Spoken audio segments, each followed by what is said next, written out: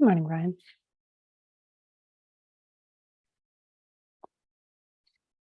So good morning. My name is Megan Matheson. I'm the co-lead of the Canadian Marine Shipping Risk Forum and also the Director of Strategy and Innovation for Clear Seas Centre for Responsible Marine Shipping. And I'd like to thank you for joining us here at the second of the Salish Sea Transboundary Working Group meetings. And I'd like to start off by acknowledging that I'm joining you here today from the traditional lands of the Musqueam, Squamish, and Tsleil-Waututh nations, who have stewarded the lands and waters of the area and the Salish Sea since time immemorial. So I'd like to ask that everybody remains muted during the presentation, and you're encouraged to unmute and raise your hand and ask questions after the presentation, or if you'd prefer, use the chat function to type your questions, and then I'll pose those questions to Brian and or anybody else who might have a response to the questions. This can be an open forum for discussion. So this session is hosted by the Canadian Marine Shipping Risk Forum, and it's intended to be a place to share work that's both completed and underway, and as well as raise ideas and concerns, questions, and issues about marine shipping risk in the Salish Sea region. All who have an interest in these topics are welcome to join the discussion and contribute their perspectives. So our agenda today is pretty straightforward. We're going to do a quick introductory poll, and then I will introduce our speaker for today, Brian, and he will go through the presentation focusing on the sinking and raising of the Aleutian Isle fishing vessel near the San Juan Islands. And then we will have a discussion about what he's shared and anything else pertaining to the topic.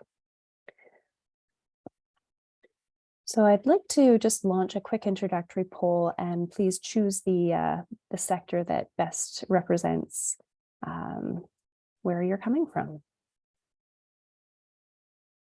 just so we can have a chance to know who's in the room.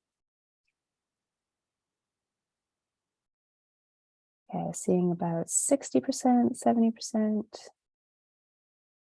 Give another moment here. All right, that's pretty good representation. So seeing about half the people in the room are from different governments, and we've got both sides of the border here. And then got somebody from the maritime industry, some academics, some nonprofits, and a few people who identify as other. So that's great to see the diversity of perspectives here today.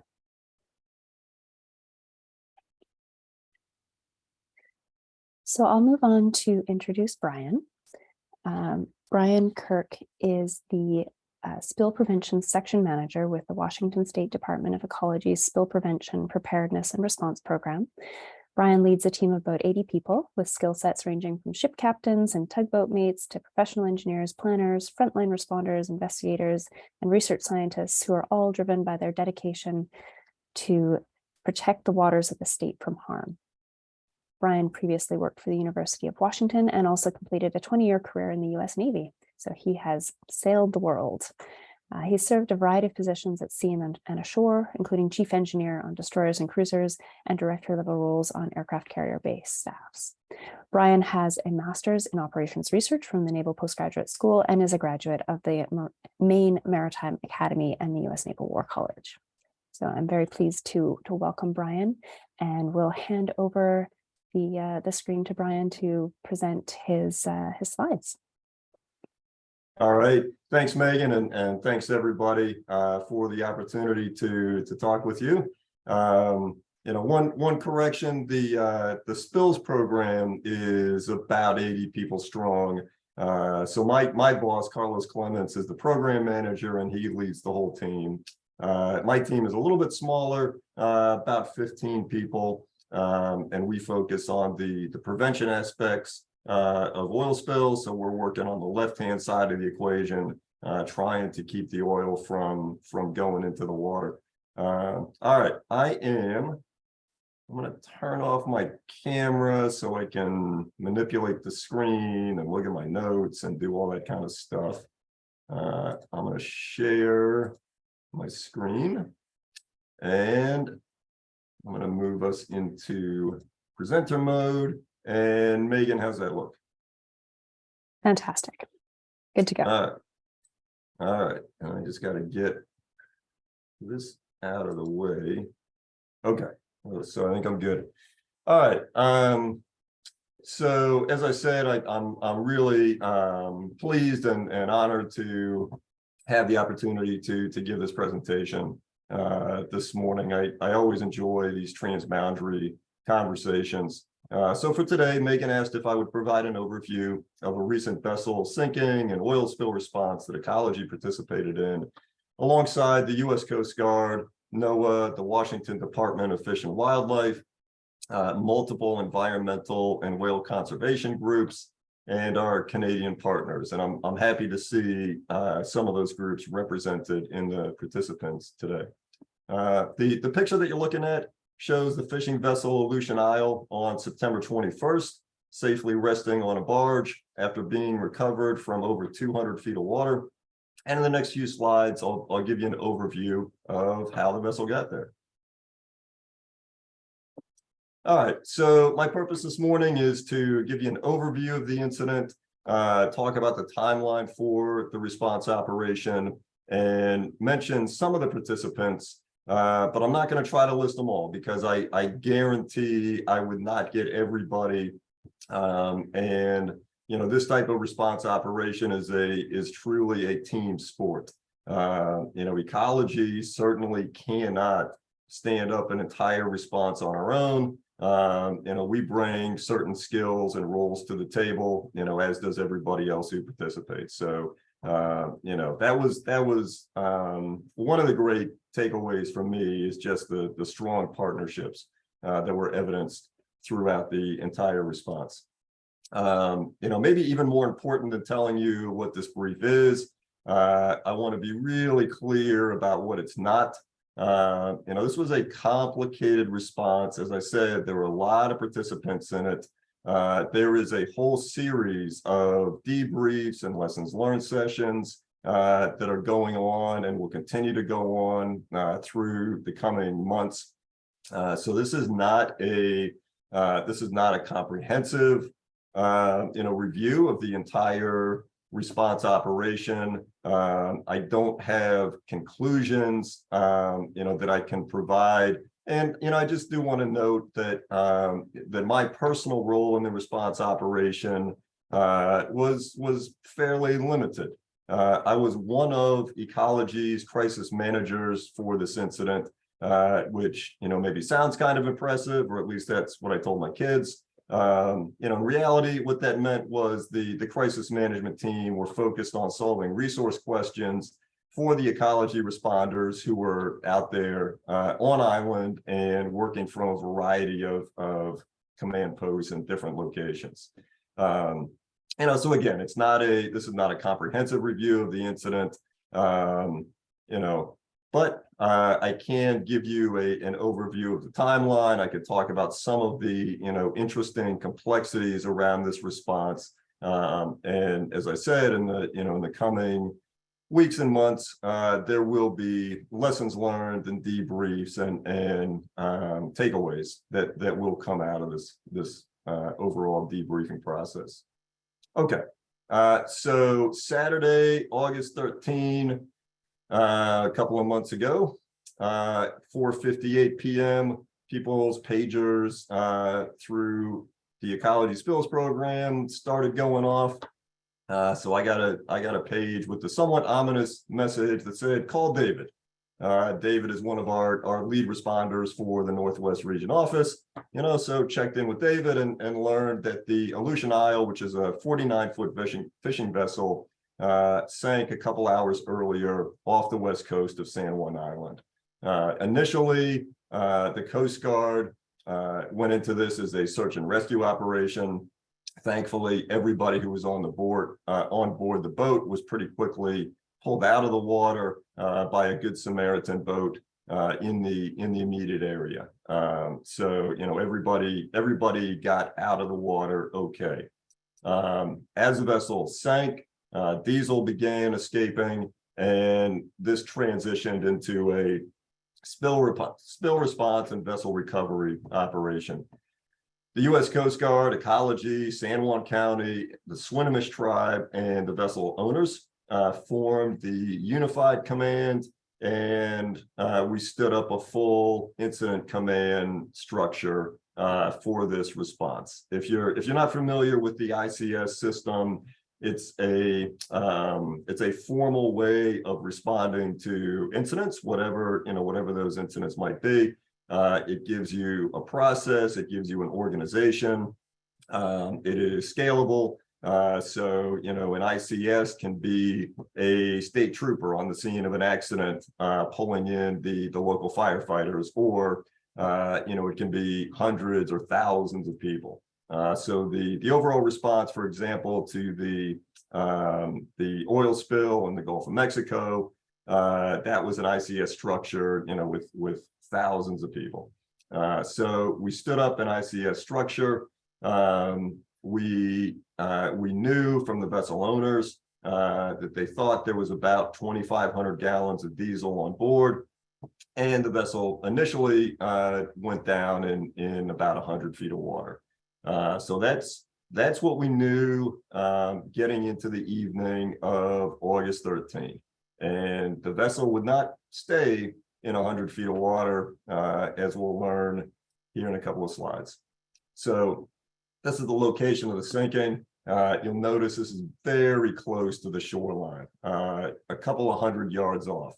You might think that would make the response operation easier. You would have pretty good access to the incident site.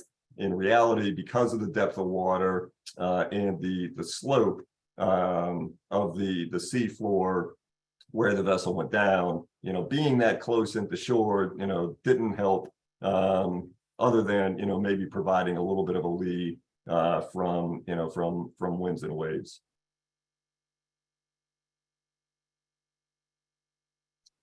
All right, so on August 13th, the vessel sank. By the 14th, which was Sunday, the Coast Guard and Ecology were conducting overflights. A variety of organizations on both sides of the border started monitoring different species of whales in the area, most notably the presence of the southern residence killer whales, which, as I'm sure most of you are aware, they've got a prime feeding ground along that west coast of San Juan Island. The Unified Command was actively sharing information with Canadian agencies at this point, and on that Sunday, response contractors got up on island. By Monday the 15th, we had community air monitoring stations out along the shoreline. The Coast Guard established a 1,000-yard safety zone around the incident location. We started deploying what are called geographic response plans. And so these are pre-scripted actions that response agencies will take when there is a threat of an oil spill.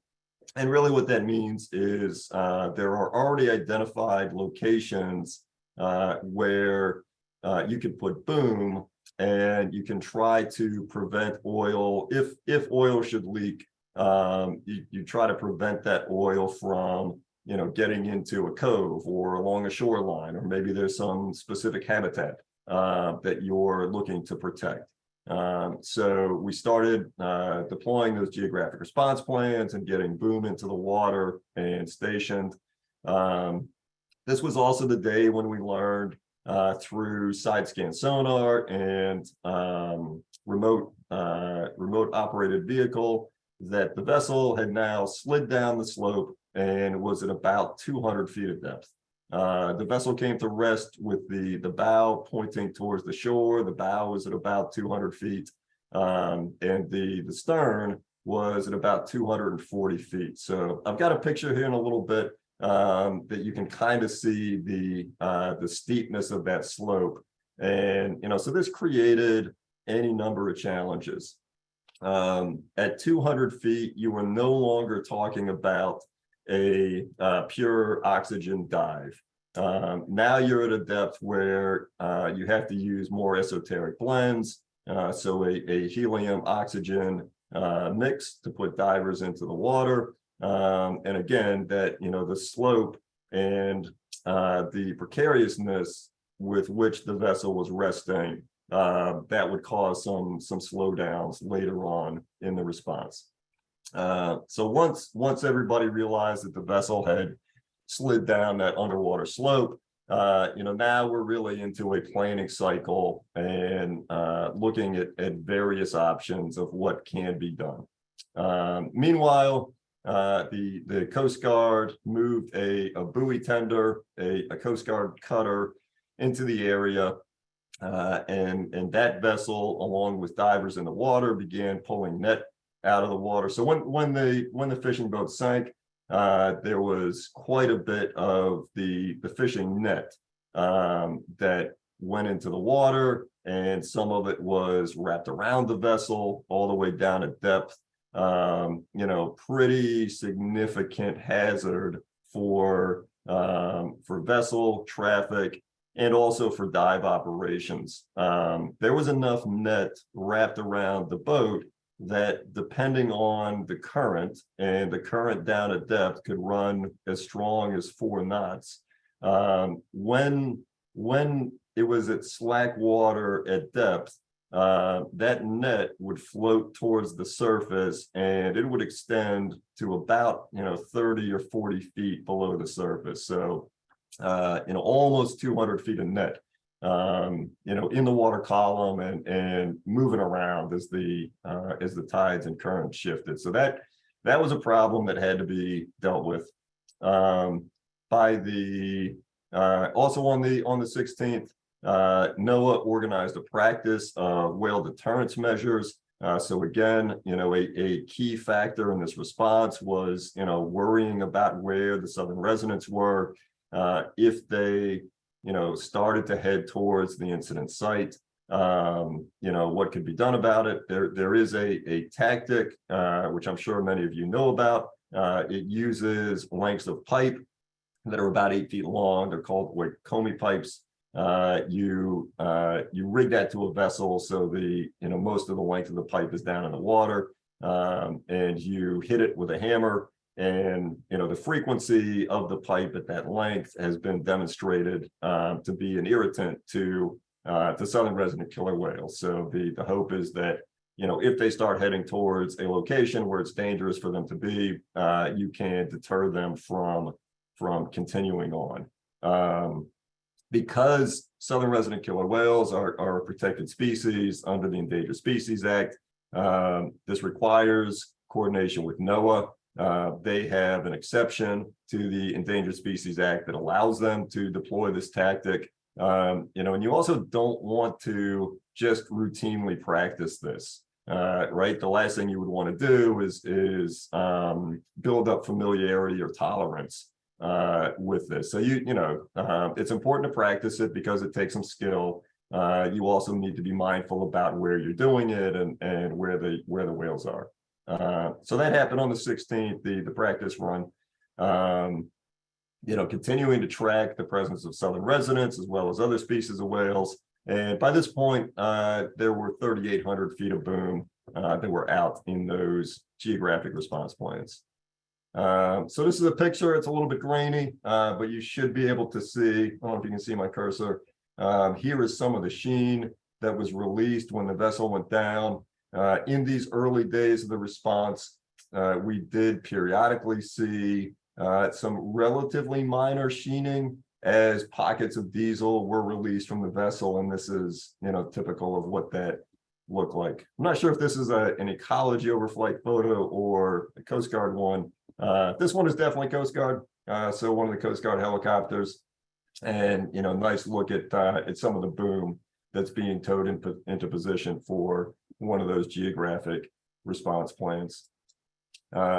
Here on the left, you've got one of the response vessels that's on scene, and in the picture on the right, Ecology's own Jeff Barron. Jeff was one of our folks on island, and he's setting up one of those community air monitoring stations. These are some pictures from the Coast Guard cutter Henry Blake, the buoy tender. So you can see, what it took to get that fishing net out of the water. And in the picture on the right, it gives you some sense of the scale of that netting. One tool that the Coast Guard has, which is really nice, in response operations that we partner with them on, is they have drones, and they can fly drones around. This is a capability that the Ecology Spills program doesn't quite have yet. We're working within the agency to develop the procedures, the qualifications, everything that you need to do if you want to stand up a drone program. But it's just another example of the strength of partnerships. Everybody's got different capabilities and tools that they can bring to the problem.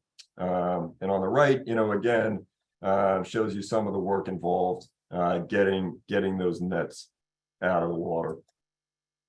Another activity that was going on throughout was something that we call SCAT. So this is Shoreline Cleanup Assessment Technique. And, it's a systematic way of investigating for the presence or absence of oil along a shoreline. So you can see here a multi-agency team heading down to the beach to do a SCAT assessment on that beach. There were a couple of places where the SCAT assessments found, a little bit of oil in the substrate, but not enough that it warranted responding and trying to excavate, for example, to get the oil out. In the picture on the right, you can see one of the geographic response plans in place. So there's a couple of layers of boom protecting this little cove. So again, at this point in the response, we're deep into the planning and considerations for what to do next with the vessel down at depth. The advantage of that, and it was frustrating, right? It was frustrating to not be able to move forward more quickly. But one of the advantages was we could really focus on getting things like the SCAT assessments and the geographic response plan deployments right. So, we realized we needed a couple of different sizes of boats in some of the areas for GRP deployment. Maybe there was a better anchoring solution for the booms. Maybe the type of boom that had initially been deployed could be improved on. It did allow for that kind of fine tuning, which felt helpful. All right, so now we're into the third week of August. We've got ROVs down there doing an assessment of the vessel, continuing to remove the nets, getting boom deployed, and planning for the removal of the vessel. So by this point, the Unified Command had approved the response option, which was to completely remove the vessel from the water. And that was considered to be the best solution overall. There were not great options for trying to, defuel the vessel. The idea of doing something like just capping vents and securing tank valves, didn't, that was not the preference of the Unified Command. So the plan was to completely remove the vessel from the water. And now they needed to get the specialized equipment on scene that they would need to conduct those dive operations. So again, this was a helium-oxygen blend of gases that the divers were breathing. Something that I learned during this response is that's not something that you just walk into a dive shop and grab a couple of bottles of. That blend of gases is custom produced based on the specifics of where you're diving, the depth, your expected length of the dive. And then once that gas is blended, there's a number of third-party organizations that have to test it and certify that is safe for human beings for dive operations. So all of that takes some time. We also had to get a crane and a barge up on scene and into position. So that happened on the 22nd. That's when the barge and crane moved up. There was another whale deterrent drill with U.S. and Canadian participants on the 26th, and you can see, some of those participants listed there. So a couple of shots of that whale deterrence exercise. On the left, you can see one of the sound watch boats bringing out an oikomi pipe to a Coast Guard vessel. So the person in the boat is handing that pipe up to the Coast Guard. I think they've got 20 or so of these pipes pre-staged on the island. And then on the right, you can see some transboundary coordination taking place in real time with a NOAA boat and one of the DFO boats that was participating in the deterrence practice. All right, so now we're towards the end of August and into early September. We've got the barge on scene and dive operations have begun.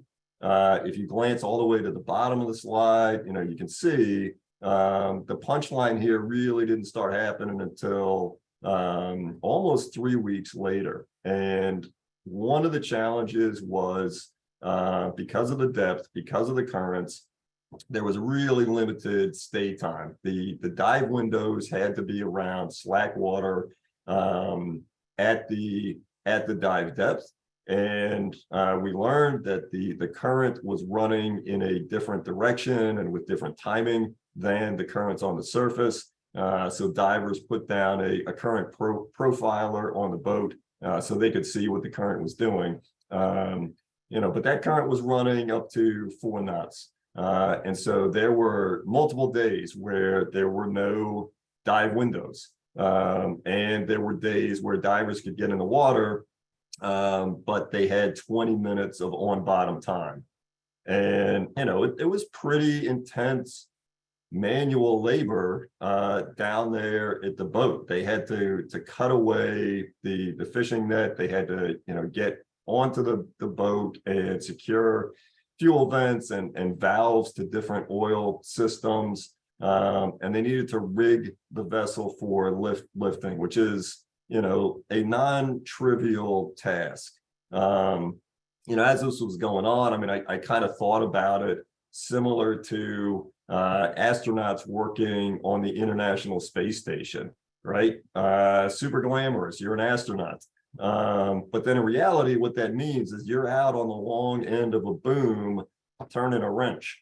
And sometimes that doesn't go as quickly as you would want it to.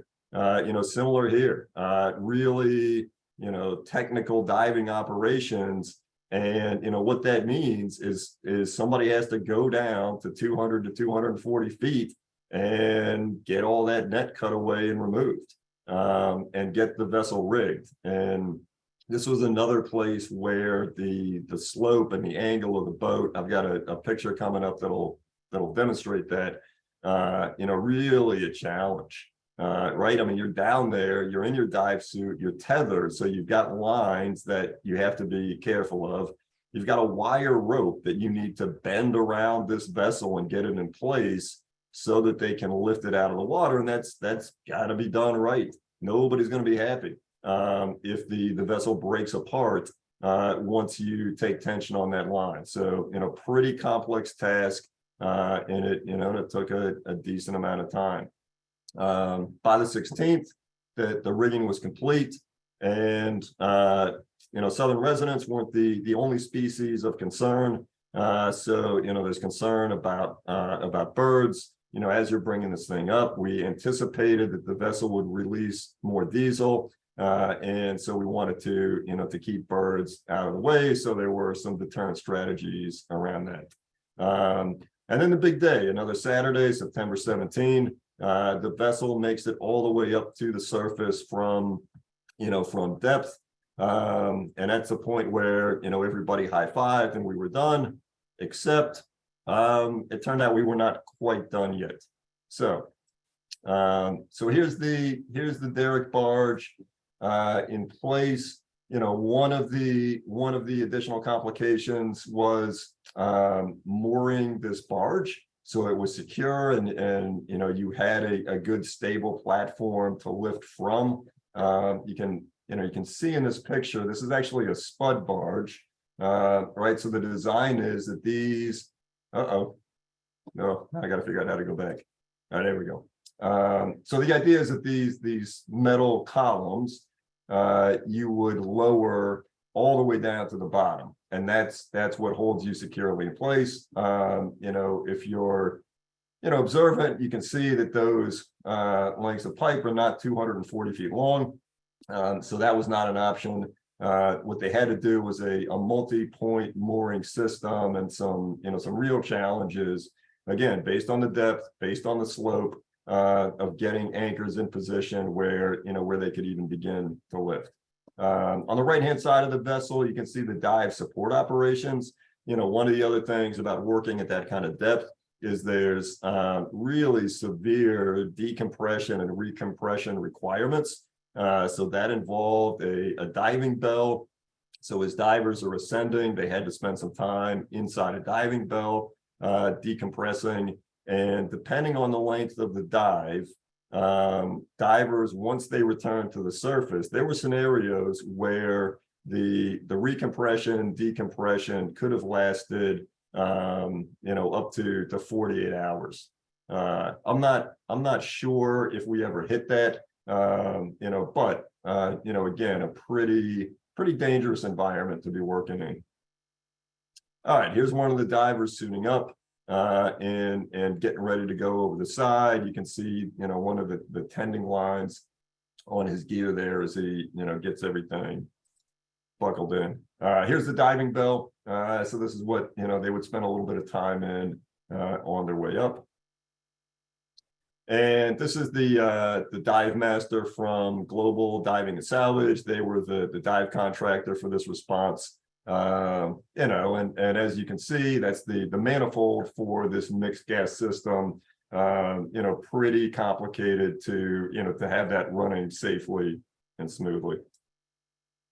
So these are some pictures from the operations down on the seafloor. So on the left, you can see a diver working away at cutting some of the nets. And, pretty grainy, a little bit hard to see, but in the right, that gives you some sense of the slope and the angle that the vessel was resting at. So one really significant concern was, as they were rigging the lift wires on the stern of the vessel, so down slope, not having people working behind the vessel. Right, if that thing starts to slip again, that's a dicey situation. So the way they solved that was by using one of the ROVs to help position the wires, and then they had some snugger lines that were intended to keep the wires from slipping off of the boat as the crane took tension. Okay, so as I said, Saturday, September 17th. Boat comes all the way up to the surface from 200 feet. And the problem at that point was that the crane, the safe working limit for the crane was 100 tons. And so the expectation was that the dive contractors would be able to dewater the vessel, potentially defuel, and get that weight down. The way the vessel came to the surface, the way they had to do the rigging, I'll show you here in a second, but it was laying on its starboard side with the starboard rail still beneath the surface of the water. So there was not a way to effectively dewater the vessel. By trying to pump water out of the boat, you'd be essentially cycling the Salish Sea through the Aleutian Isle. So that wasn't going to work. We could not get below 100 tons to get the boat all the way out of the water. So the next plan was securing the boat to the side of the barge and moving that whole package with a tug to the mouth of Mitchell Bay. So Mitchell Bay, now you're in a protected location. you're in about 30 to 40 feet of water. You can rig boom around the vessel. You can use the spuds on the derrick barge to have a really secure lifting platform. So a lot of advantages to, to having the vessel moved out of that deeper water. So that's what they did. They moved the barge and the vessel to the mouth of Mitchell Bay, got fuel off, and then on the 21st, they re-rigged the vessels. This was pretty interesting. By re-rigging, what I mean is they lowered the vessel all the way back down to the bottom. All right, so now you're only in 30 or 40 feet, but took it all the way back down to the bottom, took off the lifting wires, and re-rigged it so it was in a little bit better configuration to get the boat out of the water. And that happened on September 22nd. The vessel was, I'm sorry, on the 21st, the vessel was lifted clear of the water. It was placed onto a barge. By the 22nd, Unified Command made the determination that it was no longer a threat to the environment, and stood down the recovery phase of the operation. The responders, the wildlife teams, and the shoreline assessment teams, they continued on. There was some diesel that was released during the lift as anticipated. And so people, continued the response effort for about another week, just to make sure that, oil was not coming ashore, there weren't wildlife impacts, and they could complete that shoreline assessment. The last folks from the response operation off the island were the shoreline assessment team, and they headed back on September 29th. All right, so here's the vessel on the surface, that initial, raising it from 200 feet. One thing of note, if, again, I don't know if you can see my cursor, but that's a human being standing on the side of the vessel. So that's one of the response contractors. So when we say dewatering, that's what the dewatering operation took, trying to get a pump on there and see what they could get off of the vessel. When they moved the boat, they repositioned community air monitoring. And so, here again is Jeff Barron talking with members of the community about that community air monitoring. They did not have any detects indicating an airborne hazard. And I do feel a little bit bad. Jeff is getting a lot of screen time here. There were, on any given day, 20 to 30 ecology folks involved in the response, dozens and dozens of people, but I don't know, I guess Jeff is maybe photogenic because we got some good pictures of Jeff. Here is that sheen, as I mentioned, so it's still, in that original location, bringing the vessel up, and you can see that diesel sheen on the water. The picture on the right is some booming and trying to recover, what they can. The sheen was largely unrecoverable. There just wasn't much, diesel, as many of it spreads out very thin on the surface of the water, and there was not a lot that they ended up being able to recover. These pictures, by the way, are from Transport Canada. So they were flying their Dash 8, the National Air Surveillance Program aircraft for this area. And that was a great part of this response, was having that participation from Transport Canada in the Dash 8. Here's another ecology person. So this is Dave Byers. He is our response section manager. He was the state on-seed coordinator, so he was ecology's representative in the Unified Command. But Dave cannot resist getting out there and getting his hands wet. So here he is, out there during that sheening and response operation, and looking to see. He's got an absorbent pad in his hand, and he's just trying to make a determination of what they might be able to pick up. On the right is another couple of the response boats. This is showing moving the package to Mitchell Bay, so you can see Aleutian Isle secure to the port side of the barge there. And then once the vessel was in Mitchell Bay, you can see the boom around it and all of these totes on the deck of the barge. That's what they were defueling into. So before they lowered it back down, pulling all of the diesel and oil that they could off of the boat. Here it is, the boat out of the water. And moving it over to set it down on the barge. And that's where it came to rest. So on this barge, you can see that precautions were taken to keep any oil from leaking out of that barge and into the water. So that was the end of the response operation. The vessel was then transported to Seattle, and there are ongoing investigations, both from the Coast Guard side and Ecology side, into the cause of the incident, why the vessel sank, and we don't know that yet. As I said, those investigations are ongoing. So just kind of wrapping up, and I did want to highlight again some of the transboundary coordination. So Transport Canada flying those national air surveillance flights, Canadian Coast Guard participating with whale monitoring, and there was daily environmental calls between the Canadian Incident Management Organization and the ICS structure for the response. Really great coordination. Department of Fisheries and Oceans taking place in the whale deterrence operations, and then NAV Canada.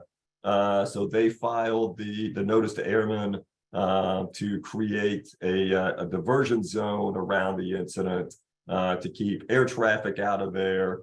And the reason for that was flight safety, with overflight operations going on, and also the drone operations. All right, so that is everything I can tell you about the Aleutian Isle. So I will, I guess I'll leave this up, and I'll get out of, maybe I can't leave it up. All right, I'll take it down. I'll turn the camera back on, and then if there's, questions where we want to go back and admire one of the pictures, we can pull that back up. Great. Thank you so much, Brian. That was a great overview, and I really appreciate your thoroughness with going through the response. And then before we get into questions, I just want to take a moment to celebrate the level of concern and responsibility to reduce harm that we see in today's world. Just reflecting on Clear Seas has a post coming out soon to recount the oil spill that occurred near Bligh Island off the west coast of Vancouver Island. And that came from a cargo vessel that sank in 1968 and was left full of fuel on the bottom of the ocean just to rust, because there's no requirement to do anything otherwise back in those days. And by the time it started leaking in 2020, nobody knew where it was coming from. People had forgotten all about that vessel down there waiting to leak. And it was difficult and expensive and challenging to clean up. And it has been cleaned up, but it's really great to know that the Aleutian Isle isn't going to become a future mystery spill. Thank you so much for being a part of keeping the ocean clean and safe.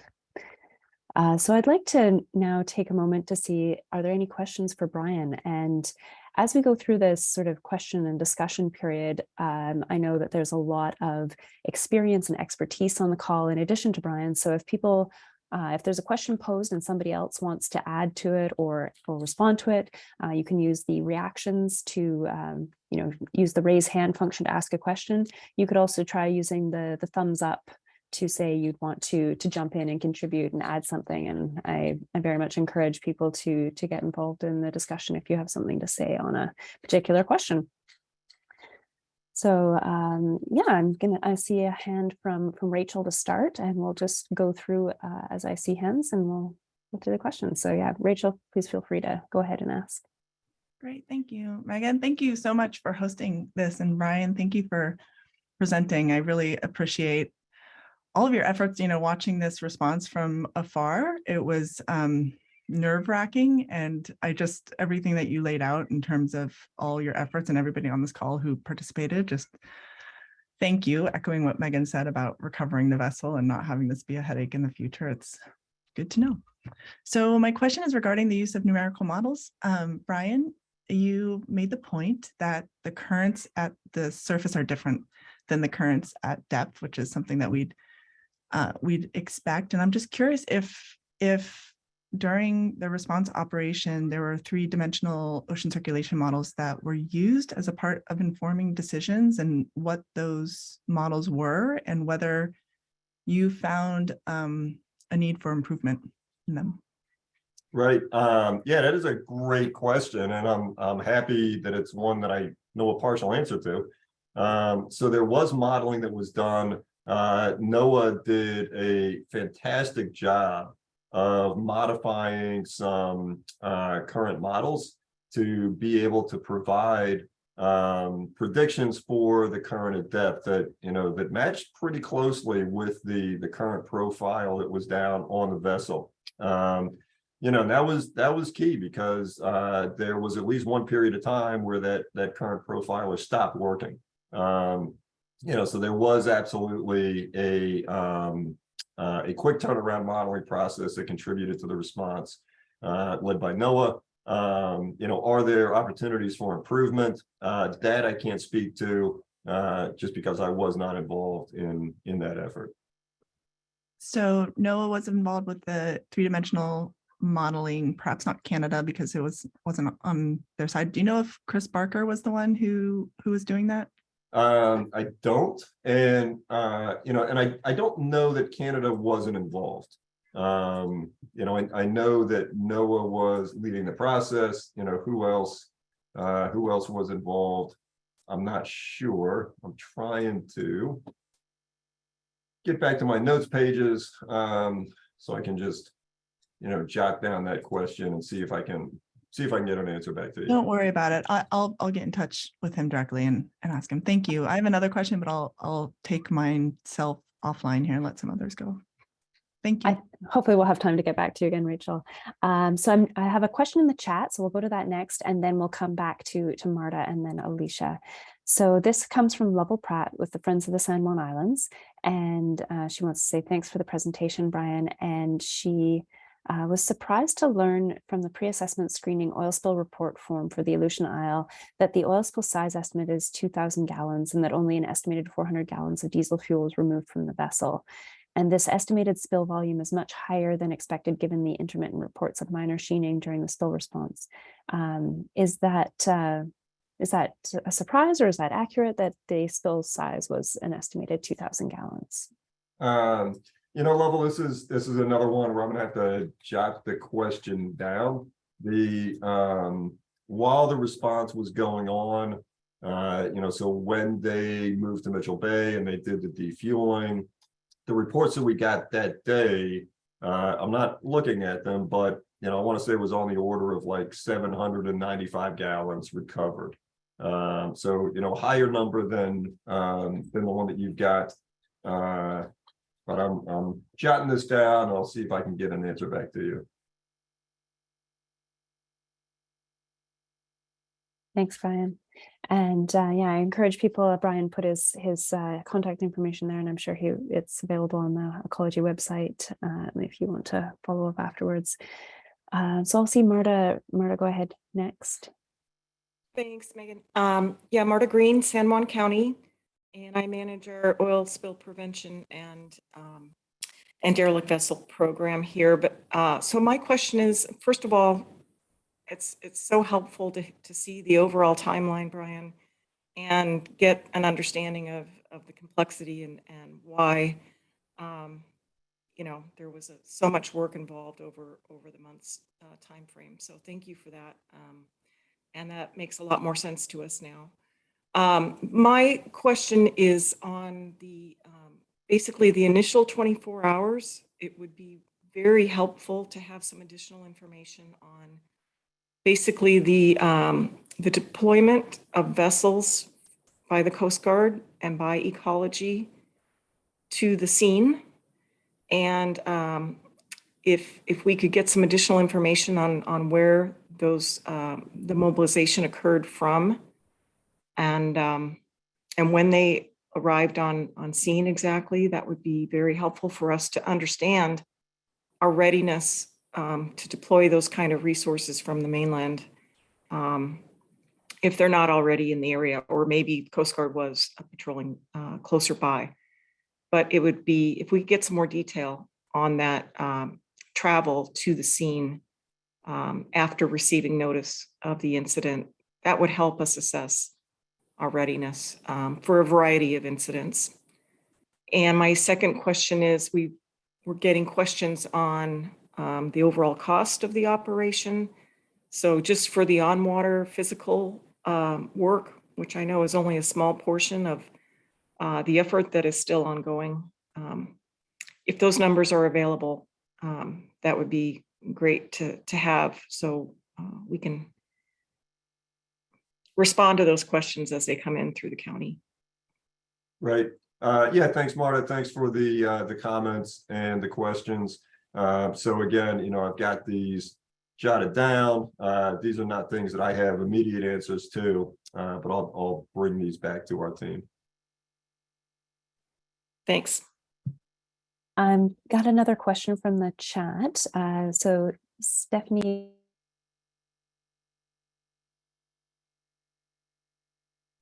Sorry, guys, I was muted there. Rookie mistake. All right, so this is a question from the chat. Stephanie Woodend asked, the Aleutian Isle is a relatively small vessel. What restrictions to recovery operations would occur with a significantly larger vessel? Is that something you can comment on, Brian? You know, kind of.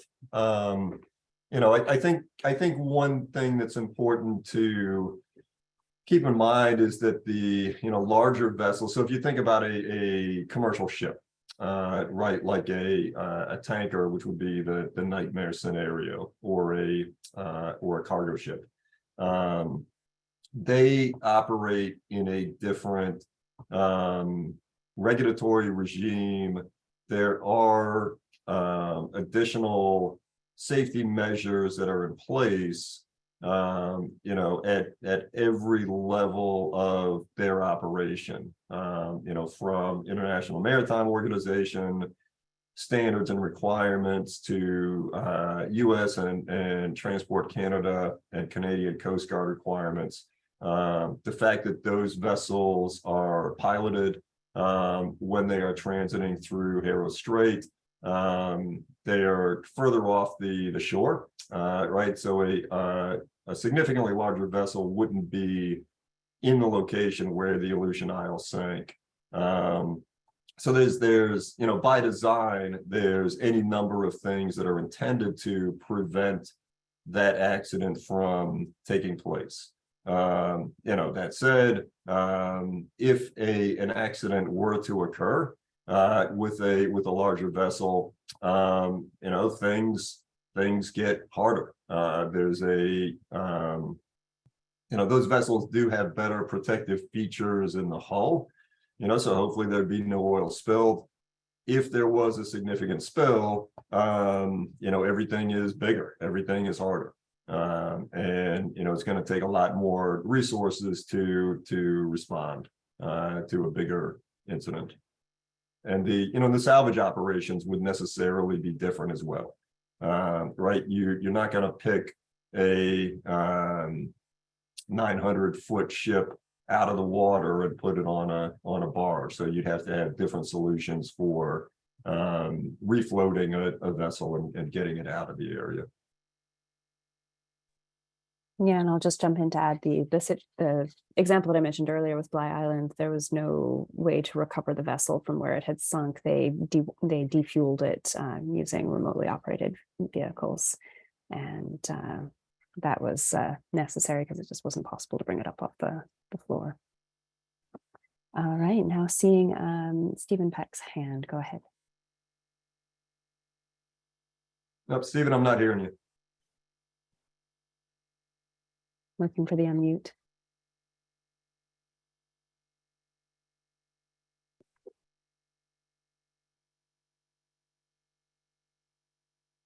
So on my screen, it's all the way to the left, the little microphone button that pops up. Okay, how is that working? Perfect. Go ahead. Good, very good. Excellent presentation there, Brian. Thank you very much.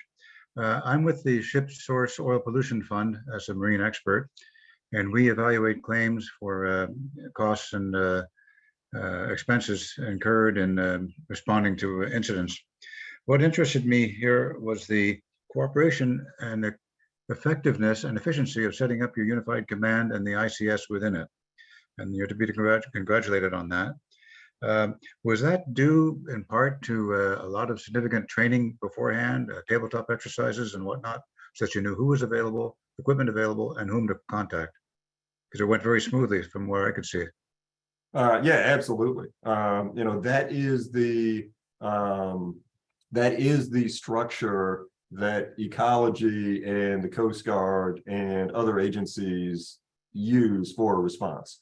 And we do train to that, both internally and jointly.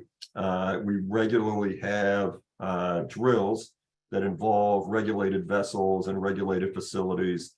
So we have, you know, quite a bit of opportunities to, you know, to practice and learn how to shift into our incident role. So everybody in the Ecology Spills program, you know, we all carry a role that we're qualified to fill during an incident. And, you know, when the bell rings, everything shifts and you transition into that incident role. And, you know, the incident will remain staffed all the way through to the end.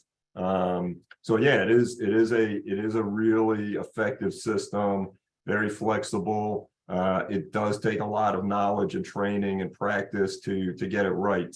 And in this case, I mean, it all felt good. I spent, you know, a few days at the Coast Guard Incident Command Post in Seattle, and just a really smooth, integrated, multi-agency team. Mm-hmm. Excellent. Bravo Zulu. And before we go to Rachel's next question, I wanted to follow up on that one to ask Brian, based on this incident, where do you see the strengths and challenges of responding to a near transboundary oil spill? Is there anything that surprised you in this response effort, either that was easier or harder than anticipated when doing the planning efforts? Right. Well, so, you know, again, I mean, I feel like the benefit that I have giving this presentation is, you know, I did play a fairly limited role in the incident. So, you know, I can't speak to the overall takeaways of, you know, every piece that worked well, didn't work well, you know, from my limited vantage point. You know, I was very happy to see that we did have Canadian agencies you know, jump in and participate. There was a free flow of information with transboundary partners. I just thought that was a great opportunity to, you know, to bring some more resources to the challenge. But sure, I mean, it is something that we talk about on a regular basis. I mean, it gets a little bit harder if you have an international border in the middle of your incident scene. It does require more coordination, but, you know, that comes with a whole bunch of benefits in terms of other resources, other agencies, other perspectives. You know, I feel like we're very fortunate in this area because we have such a strong binational team. Very good. Thanks, Brian. Rachel, go ahead with a question. Thanks, Megan. So my question is in regard to spill response equipment and efficacy at that time. I was really, I happened to be on San Juan Island when the incident occurred, and I was looking out over the water on the eastern side thinking, well, at least the ocean, the sea state is about as good as you could ask for spill response. It was glassy, calm conditions, just like beautiful response conditions. But as we know, much of the Salish Sea is dominated by tide currents and by tide current shear or variation in surface currents in a horizontal transect due to tide movement. So I guess my question is, in this particular spill incident, did you find that there was, did changes in surface current over the distance over which you needed to deploy equipment, was that a challenge with the response equipment? I am not aware of specific challenges due to the surface currents with deploying response options. What it seemed like to me was that there just wasn't a lot of recoverable sheen. So kind of independent of the ability of you saw the two boats dragging the boom, right, and trying to collect as much sheen as they could. Kind of independent of the ability of assets like that to operate. What I think is I don't think that was the limiting factor, right? That the limiting factor was thankfully the relative absence of oil in the water, coupled with the dispersion of the oil. The thinning of the oil, yes. Sure. Okay.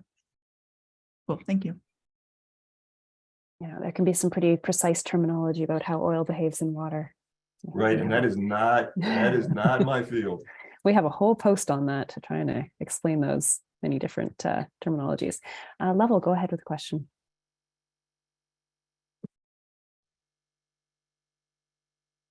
Hey, thank you, Megan. And thank you again, Brian, for your great presentation. And I look forward to learning more about the estimated spill volume. But I also, just following up on Rachel's question, I'm interested to know, based on lessons learned, if you see any specific things that can be done to be better prepared for the next oil spill in the San Juan Islands, specifically in terms of having more response resources, including wildlife response and whale deterrence response resources required to be located in San Juan County, or any other lessons learned you could share with the group in terms of improving our preparedness for the next spill. Thank you. Right. Yeah, thanks, Lovell. And as I mentioned, the internal ecology debrief and lessons learned session is coming up next week. So we haven't had that conversation. After the ecology internal debrief, there's a whole series of workshops that's going to take place through the mechanism of the CAN US PAC planning structure. So those workshops are all scheduled. We're participating in them. We're obviously talking with staff at San Juan County. San Juan County, of course, will be participating as one of the unified commanders in those sessions. So I mean, these are all topics that are going to have very active discussion. But that conversation has not happened yet. And Brian, just to follow up, will those discussions be open to members of the public, members of environmental groups, that kind of? I have heard that there are plans for a session which I believe is going to be facilitated by the San Juan County MRC. That will have a public input process, and I want to say, so I do know that some of the meetings do have they are public meetings, and I want to say that includes some of the CAN US PAC discussions, but not 100% sure on that. I do know that at least one of these sessions is being set up as a public meeting with public comment opportunity, and that separately there is discussion of San Juan County MRC facilitating a community discussion. Okay, I'm on the San Juan County MRC. That's news to me, but anyways, that's good. And please do send me any information with options to attend these meetings. I'm very interested. Thank you. I will. Great. Are there any other questions for Brian? I wanted to follow up briefly on something you mentioned earlier, Brian, when you were talking about the sort of transboundary partnership and the involvement of some of the Canadian partners. And I know that these strong partnerships, they're definitely things that's built over time. What would you say are some of the contributing factors to developing these partnerships before an oil spill happens, so that you can quickly rely on swinging into action when it does happen? Right. Well, oil spill prevention and response is, such a great area to work in, right? Because there's very clear common goals. There's nobody out there who's advocating for an oil spill, right? So it's just what I find is it's a nice space to work in, because you can pull in the perspectives and the participation of government agencies and tribes and First Nations, industry, environmental organization, nonprofits, conservation groups, wildlife organizations, right? Like everybody is motivated to protect the natural and cultural resources of this area. So it's easy to get people engaged and excited. I mean, that's a huge strength. In my experience, the other contributing factors that I appreciate are just the bias towards collaboration and communication with the transboundary agencies, whether it's Transport Canada or it's Canadian Coast Guard, DFO, any number of entities on the Canadian side of the border. There's a very, my perspective is there's a common and shared interest in maintaining a robust relationship and communications, which is essential, right? You cannot show up to an incident and operate effectively if you don't already know people's names. If you don't know how people are able to communicate and share information, if you're not aware of resources that a partner might have that you don't have, really difficult to quickly bring all of those things to bear on the incident. So, common interest, a common bias towards collaboration and communication, and just routine sharing of information, day to day, that allows us to snap into a response operation as seamlessly as I think is possible. Thanks, Brian. Do we have any other questions for Brian today on the Aleutian Isle? Or does anybody else on the call have anything that they'd like to share about their perspective on this spill or similar transboundary preparedness? The floor is open. We have a few more minutes. Yeah, go ahead, Stephen. Thank you. Did you have good cooperation with the First Nations people to express their concerns and have them actively participate in the response by contributing in some way? I know that there were conversations with First Nations. Very early in the response, the decision was taken that all of those communications would be through the Canadian agencies. So I know that the communications happened, that the details and what concerns they might have brought up, I don't have visibility on. Okay, very good. Thank you.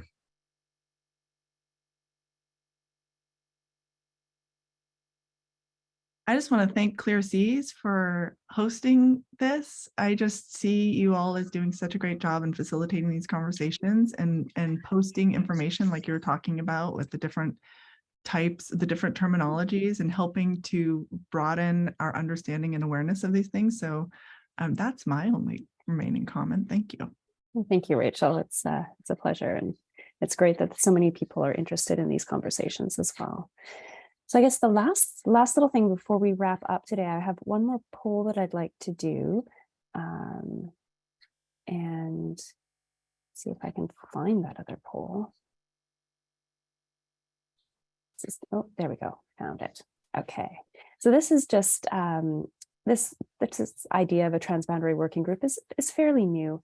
And so I'd like to ask you to comment on what you see as the most important role of this working group. What should we be trying to do with it? And so far I've been trying to share current research or other things related to shipping risk, but there's also the option of discussing approaches to mitigating shipping risk, connecting with others working in the Salish Sea on these topics, connecting with others working on broader Salish Sea issues, so not necessarily shipping, but anything that can happen or affect the Salish Sea, or maybe something else entirely. And feel free to put your suggestions and comments in the chat, either for everyone or just for me if you prefer. I'm eager to know what people would like to get out of this kind of session. And also, if you have any suggestions or recommendations for future speakers or future topics, I will note that I'm talking to the Ship Source Oil Pollution Fund about doing potentially a session talking about transboundary spill response compensation, and also talking to others who are working on decarbonization to talk about the impacts of various decarbonization efforts for the Salish Sea, thinking about how to make shipping greener, what resources and future plans are available, and where that's going. So talking to the Vancouver Maritime Centre for Climate and the Clean Ports Coalition. So I'll end the poll there. And it looks like we've got a pretty even split about sharing research and discussing approaches, and a little bit for connecting on Salish Sea issues. So thank you. That's helpful for me to know. And yeah, if you think of topics later, please feel free to connect with me. And then I would be glad to think about what we can do to have a conversation on those topics that people want to learn more about.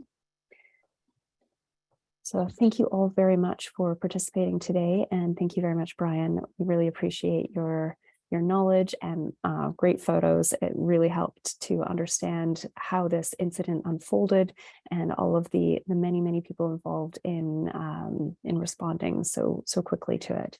And I look forward to further lessons learned and ways to improve going forward.